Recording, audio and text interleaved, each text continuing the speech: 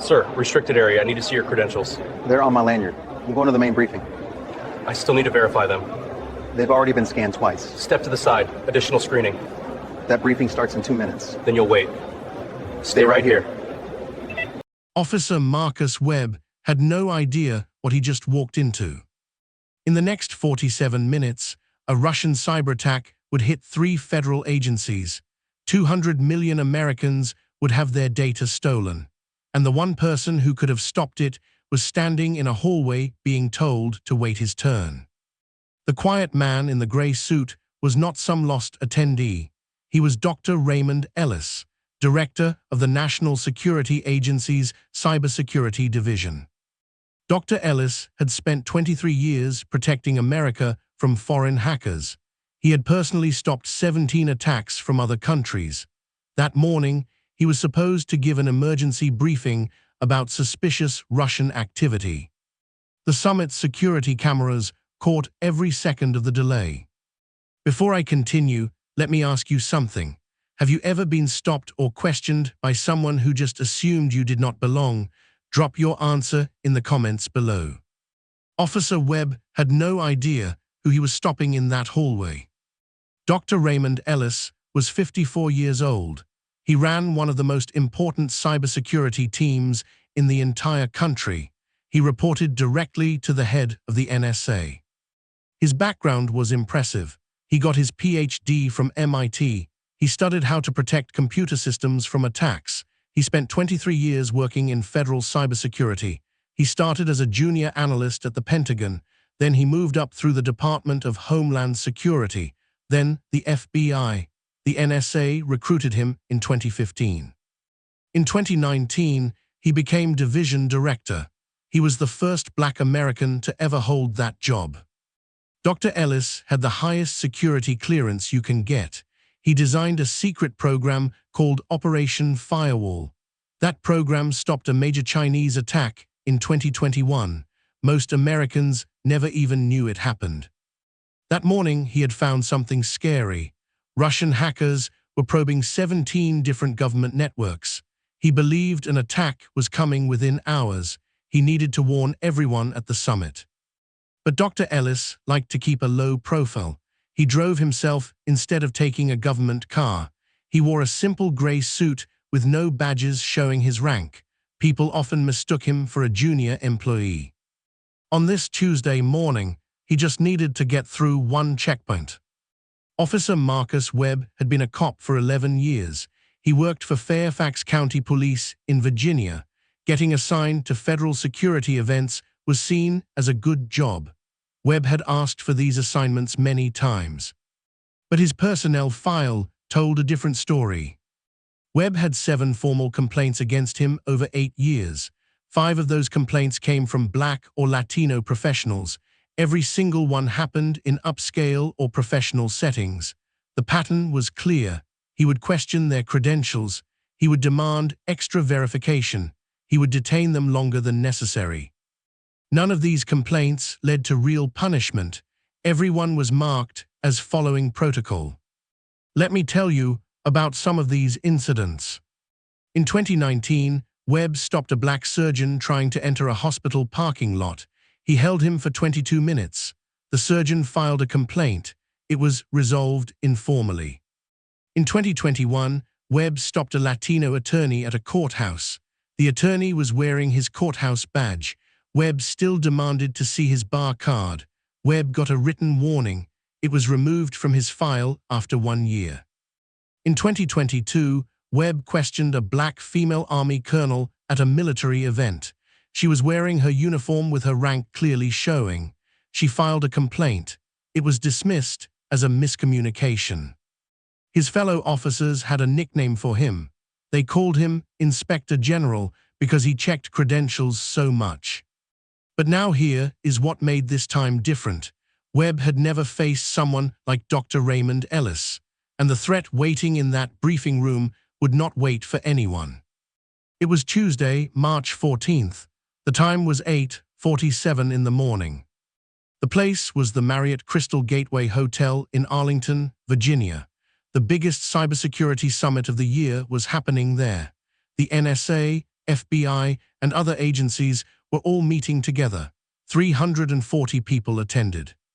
Security was tight. There were multiple checkpoints to get through. Local police were helping federal officers at some checkpoints. Officer Webb was stationed at checkpoint 2. This was the hallway that led to the classified briefing rooms. The morning was busy. People flowed through the checkpoints smoothly. Coffee was being served. Professionals chatted quietly. Most people wore business casual clothes. It was hard to tell who was important just by looking. Dr. Ellis knew something most people did not. At 4:47 that morning, he had spotted Russian hackers testing government networks. The pattern matched a previous major attack. He believed a new attack would happen within 8 hours, maybe even during the summit itself. He had called an emergency meeting for 9:00 a.m. sharp. At 8:47 a.m., Dr. Ellis walked up to checkpoint 2. He wore his gray suit. His credentials hung clearly on his lanyard around his neck. He had no security guards with him. That was his choice. He liked to stay low-key. Officer Webb stepped forward and blocked his path. If stories like this matter to you, hit that subscribe button right now. Webb demanded to see credentials. The badge was right there on the lanyard, but Webb studied it like he had never seen one before. Other people walked past them in the next line over. No problems. This badge looks different from the others, Webb said. It's a special format for my division, Dr. Ellis explained calmly. I'm going to need secondary verification, Webb said. Dr. Ellis looked at his watch. 8 minutes until his briefing. Can I speak to your supervisor? He asked.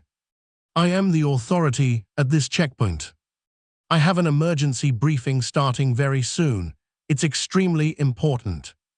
Webb did not care. Everyone has somewhere important to be. Wait your turn. Can I speak to a federal security officer? You'll speak to who I tell you to speak to. Dr. Ellis tried something else. He had a special code phrase. High-level officials could use it to bypass security in emergencies. He said the phrase. Webb had no idea what it meant. That sounds made up to me. Let me call my office. They can verify who I am. Webb took his phone. Security measure during verification. A woman walked through the next line. She was a deputy director at another agency. She recognized Dr. Ellis immediately. She stopped. Officer, do you know who that is? Ma'am, return to your line, or I'll detain you for interference. She backed away, but she pulled out her phone and sent a text. Webb moved closer to Dr. Ellis. His hand went near his radio. Place your hands where I can see them. Dr. Ellis could not believe this was happening, but he did what he was told. Webb called for backup. I need help with a non-compliant individual. The time was now 8:56 a.m., 4 minutes until the briefing. Dr. Ellis had been standing there for 9 minutes. Now here is what Officer Webb did not know. At 8:51 a.m., 5 minutes into this detention, Russian hackers had started their attack. The briefing Dr. Ellis was supposed to give contained the defense plan that could have stopped it. Every second he stood in that hallway with his hands up was another second those plans sat unused. Type "unbelievable" in the comments if you cannot believe this is happening. At 8:58 a.m., the text message arrived. The deputy director had texted someone inside the briefing room. Her message said, Ellis detained at checkpoint 2, local officer, won't release. That text went straight to Admiral Catherine Reyes. She was the head of the entire NSA. She immediately left the briefing room. At 9:02 a.m., Admiral Reyes arrived at the checkpoint. Webb tried to stop her too. She held up her credentials. Her badge showed the highest level of authority. Release this man immediately, she said. Webb hesitated. I'm just following protocol. Officer, this is Dr. Raymond Ellis. He is the director of NSA Cybersecurity. You are currently holding one of the highest-ranking intelligence officials in this country during a national security emergency. Webb's face went white. The backup officers arrived. They took one look at Admiral Reyes and immediately stood down. Everyone knew who she was. But the damage was already done. It was now 9:04 a.m.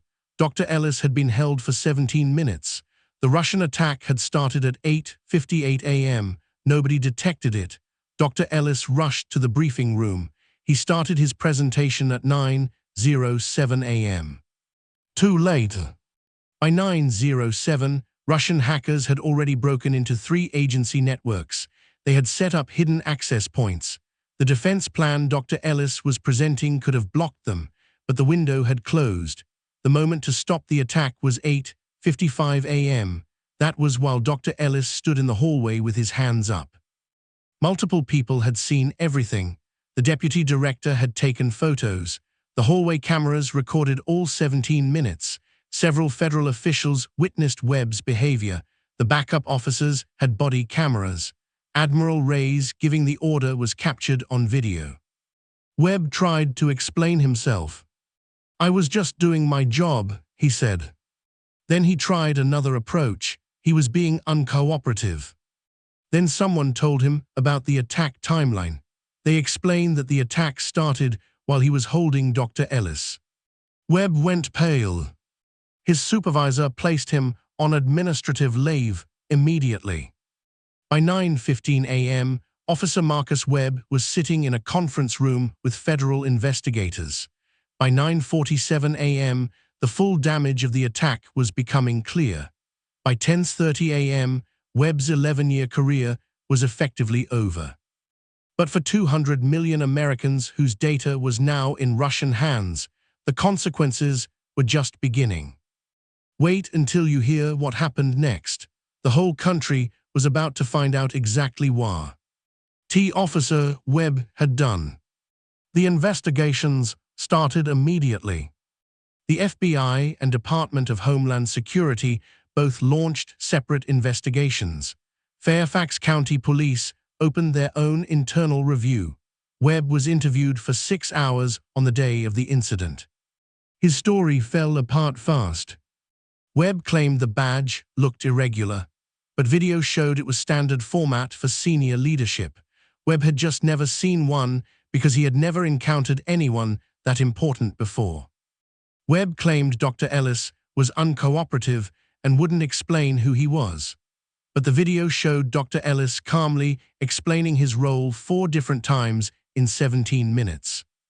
Webb claimed he was following security protocols, but the written rules said he was supposed to scan the credentials first, then ask questions. Webb did the opposite. He skipped the scan entirely.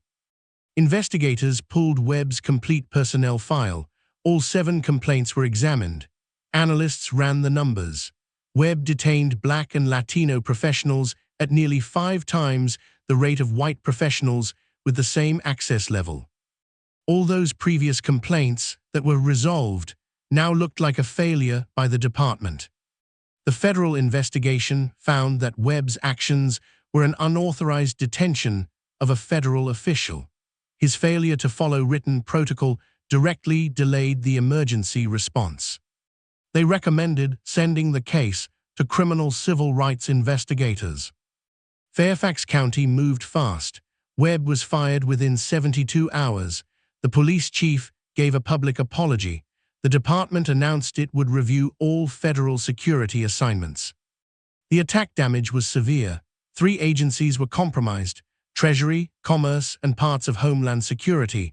214 million records were exposed: Social Security numbers, tax data, federal employee files. The cleanup would cost an estimated $1.7 billion over 3 years. Congress opened an investigation within 1 week. Officer Marcus Webb did not cause the Russian cyber attack, but his 17 minutes of unchecked authority created the exact window the attackers needed. And now the whole country was about to find out. The deputy director's photos were about to go public. If you want to see more stories like this, make sure you are subscribed. Day 1, the news broke about the cyber attack. Nobody connected it to what happened at the checkpoint. Not yet. Day 2 at 2:00 p.m., a journalist got a tip. Someone leaked the photos and the timeline. Day 2 at 8:00 p.m., the Washington Post published the story. The headline read, "NSA cyber director detained by local officer during Russian attack." By 11:00 p.m. that night, it was trending #1 on Twitter. More than 2 million people had seen the posts. Day 3, every cable news network covered the story. Webb's face was on every channel. Day 4, the hashtag 17 minutes was trending, nearly 900,000 posts. The Washington Post story got 4.7 million reads in 3 days. Congress released the checkpoint video. 11 million people watched it across different platforms. Webb's name became linked to the breach in everyone's mind. The public response was angry. 17 minutes, that's how long prejudice cost us our data. He saw a black man and couldn't believe he was in charge. Every professional of color has a Marcus Webb story. Most don't make national news. Veteran cybersecurity experts shared similar experiences they had faced. CNN, MSNBC, and Fox News all covered the story. The New York Times wrote an editorial called "The Checkpoint and the Breach." International news picked it up too. BBC, Reuters, and Al Jazeera all reported on it. Webb's lawyer put out a statement. Officer Webb followed his training. People mocked this immediately. The training specifically told him to do the opposite of what he did. Webb deleted all his social media accounts after the harassment started. If you think more people need to see this story, share this video right now. The legal troubles kept piling up.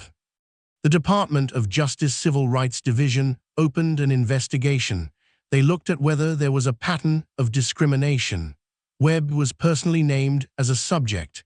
Fairfax County Police had to cooperate. Congress held hearings 12 days after the incident. The Senate Intelligence Committee called witnesses. Dr. Ellis testified about being detained.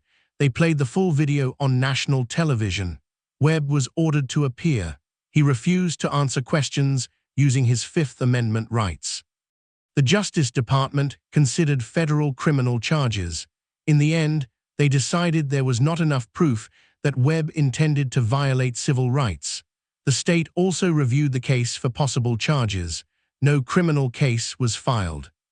But civil court was different. Dr. Ellis filed a lawsuit against Officer Webb personally. He also sued Fairfax County. The lawsuit claimed his Fourth Amendment rights Ray violated. It also claimed racial discrimination and negligence. During the lawsuit process, lawyers found internal emails. These emails showed that supervisors knew about Webb's pattern of behavior they had known for years. Fairfax County settled the lawsuit. They paid $2.4 million. This was the largest settlement in department history. Webb personally had to pay $175,000. His wages would be taken to cover it. The county did not admit they did anything wrong, but they agreed to major changes in how they operate. Webb's life fell apart. He was fired and banned from working in Virginia law enforcement. 47 federal agencies put his name on do not hire lists. His wife filed for divorce within 3 months. He declared bankruptcy within 18 months. The institutions made changes too. Fairfax County had to create new bias training. Federal security details now require federal supervision at all checkpoints. A new rule called the Ellis Protocol lets senior officials request direct federal escort. Marcus Webb lost his career, he lost his marriage, he lost his reputation. But Dr. Raymond Ellis lost something too. He lost the chance to stop an attack he saw coming. And he had something to say about it. Dr. Ellis spoke to Congress 12 days after the incident. His words were powerful. "I have spent 23 years protecting this country. I have been in rooms most Americans do not know exist. I have made decisions that affect millions of lives. And on March 14th, I was treated like a criminal because of what I look like." He talked about the weight of that moment. When I finally got to the briefing room, I knew it was too late. The attack had already started. I had to explain defense plans for a system that was already broken into. 17 minutes, that is all it took. He thought about others in his position. I am lucky, I have rank, I have colleagues who came for me, I have a platform to speak today. Most people who go through what I did have none of that. They are just late to work, just randomly selected, just made to feel like they do not belong in places they earn the right to be. He had a message for the people in charge. This is not about one officer, this is about systems that let this happen 7 times, with records, with complaints, with patterns any beginner could see, and still no consequences, not until a foreign enemy used the gap against us. His final words were hopeful. I do not want Officer Webb to suffer. I want the next Officer Webb to never exist. I want the next Dr. Ellis to walk through that checkpoint with their dignity intact, whether they are a director or a janitor. Studies show this problem is widespread. Black professionals are nearly 3 times more likely to have their credentials questioned. 2/3 of black federal employees report at least one incident like this. This case was different because there was video, there was a clear timeline, there was a powerful victim who could fight back. Most people do not have those things. Most people just have to accept it and move on. A former CIA director wrote an opinion piece after this incident. He called bias a national security vulnerability. Our enemies study these tensions. They look for weaknesses to exploit. So let me ask you, how many Dr. Elises have been stopped at checkpoints we will never hear about? How many important moments have been lost to bias nobody measures? How many Officer Webbs are out there right now, 7 complaints in their file, still working, still stopping people? How many times do we have to watch this play out on national television before we fix the system? Because this time, the cost was a cyber attack. Next time, it could be a surgeon delayed during an emergency, an engineer stopped during a crisis, a diplomat held up during important talks. Bias is not just unfair, it is dangerous. Our enemies are learning to use it against us. Comment below if you have ever had your credentials questioned in a place you earn the right to be. I want to hear your story. If you think stories like this matter, hit that subscribe button.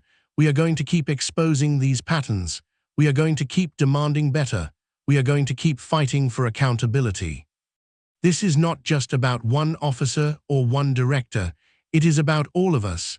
It is about the system we are willing to accept. 17 minutes changed everything. What will it take to change the system?